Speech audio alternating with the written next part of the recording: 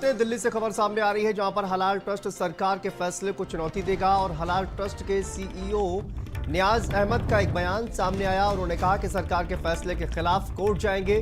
UP में हलाल उत्पादों पर रोक का ये पूरा मामला और इसी पर अब हलाल ट्रस्ट के सीईओ का भी बयान सामने आया है। जमीयत के हलाल ट्रस्ट ने बयान जारी किया है, यूपी सरकार का फैसला गलत है और इसको लेकर कोर्ट जाएंगे।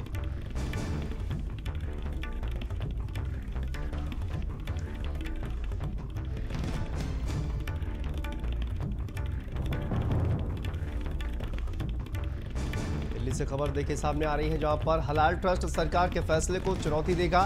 हलाल ट्रस्ट के सीईओ नियाज अहमद का यह बयान सामने आया है। उन्होंने कहा सरकार के फैसले के खिलाफ कोर्ट जाएंगे। यूपी में हलाल उत्पादों पर रोक लगा दी गई है और इसी के खिलाफ अब ये बयान सामने आया है। जमीयत के हलाल ट्रस्ट ने बयान जारी किया है। उन्होंने कहा यूपी सरकार का फैसला गलत है और इसके खिलाफ कोर्ट जाएंगे।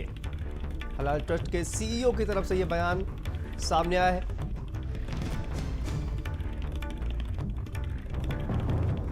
दिल्ली से खबर, हलाल ट्रस्ट सरकार के फैसले को चुनौती देगा। यूपी सरकार ने हलाल प्रोडक्ट्स पर बैन लगाया था और हलाल ट्रस्ट के सीईओ नियाज अहमद का बयान सामने आया। उन्होंने कहा सरकार के फैसले के खिलाफ कोर्ट जाएंगे। यूपी सरकार का फैसला गलत है और इसके खिलाफ कोर्ट जाएंगे। सीईओ की तरफ से ये बयान सामने आया है। हलाल ट्रस्ट के सीईओ नियाज अहमद, उनका ये बयान सामने आया। आपको बता दें यूपी में हलाल प्रोडक्ट पर बैन लगा दिया गया था, जिसके बाद अब ये बयान सामने आया है।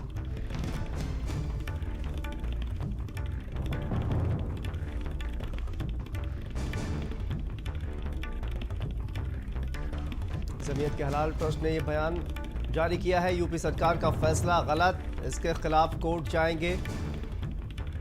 हलाल ट्रस्ट के सीईओ नियाज अहमद का यह बयान सामने आया है।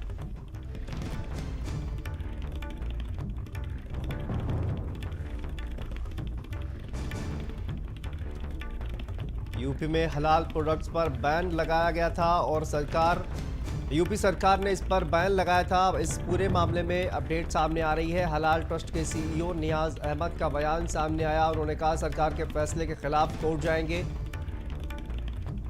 संवाददाता कफील हमारे साथ जुड़ गए हैं। कफील, क्या जानकारी सामने आ रही है इस पूरे मामले में? अब ट्रस्ट की तरफ से भी प्रतिक्रिया सामने आई है, क्या कुछ उनके बयान में कहा गया है? यूपी सरकार का जो फैसला, इसमें हलाल प्रोडक्ट्स पर बैन लगाया गया था। बिल्कुल, देखिए, जो बीजेपी नेता शैलेन है, उन्होंने हजरतगंज में मुकदमा दर्ज कराया था। कुल 8 ऐसी कंपनी थी जो लगातार हलाल का सर्टिफिकेट दे रही थी, उनके खिलाफ हजरतगंज में मुकदमा दर्ज हुआ था।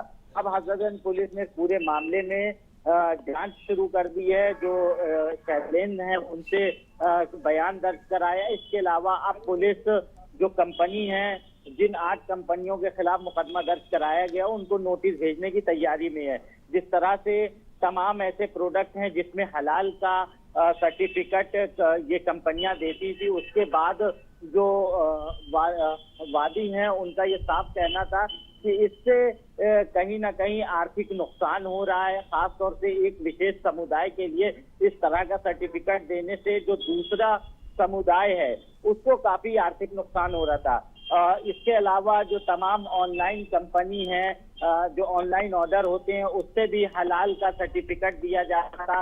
इसके अलावा तमाम ऐसे प्रोडक्ट हैं, खजूर हो गए, बिस्किट हो गए, इनके जो पैकेट होते थे उस पर हलाल का लोगो लगा रहता था। तो इन सब के जो पैकेट होते थे उस पर हलाल का लोगो लगा रहता था। तो इन सब चीज़ को लेकर हजरतगंज थाने में जब मुकदमा दर्ज कराया गया, खुद मुख्यमंत्री योगी आदित्यनाथ ने इस पूरे मामले का संज्ञान लिया था।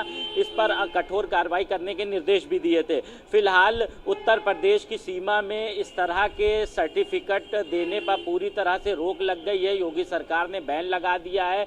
इसके अलावा जो जमीयत उलेमाए हिंद ट्रस्ट है, महाराष्ट्र जमीयत उलेमा ट्रस्ट है, इन सभी जो ट्रस्ट हैं इनको नोटिस भेजने की तैयारी है। जो इनके जिम्मेदार हैं उनसे जवाब सवाल किया जाएगा कि आखिर वो जो ये सर्टिफिकेट देते थे आखिर वो किस बिहाफ पर देते थे, किसकी रजामंदी रहती थी। इस पूरे एफआईआर में एक बात और कही गई है कि इसमें सरकार का भी नाम लिया जाता था कि सरकार की तरफ से अप्रूव्ड है। तो इस तरह का कोई भी यूपी सरकार की ओर से हलाल सर्टिफिकेट देने का कोई ऐसा नियम नहीं था।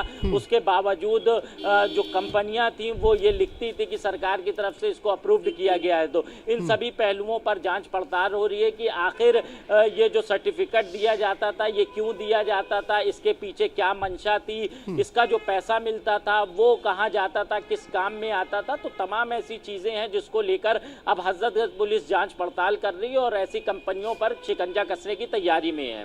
ठीक है, बहुत बहुत शुक्रिया आपका कफील इस तमाम जानकारी के लिए। आगे बढ़ते हैं। सुभाषपा के अध्यक्ष ओम प्रकाश राजभर से भारत समाचार के संवाददाता ने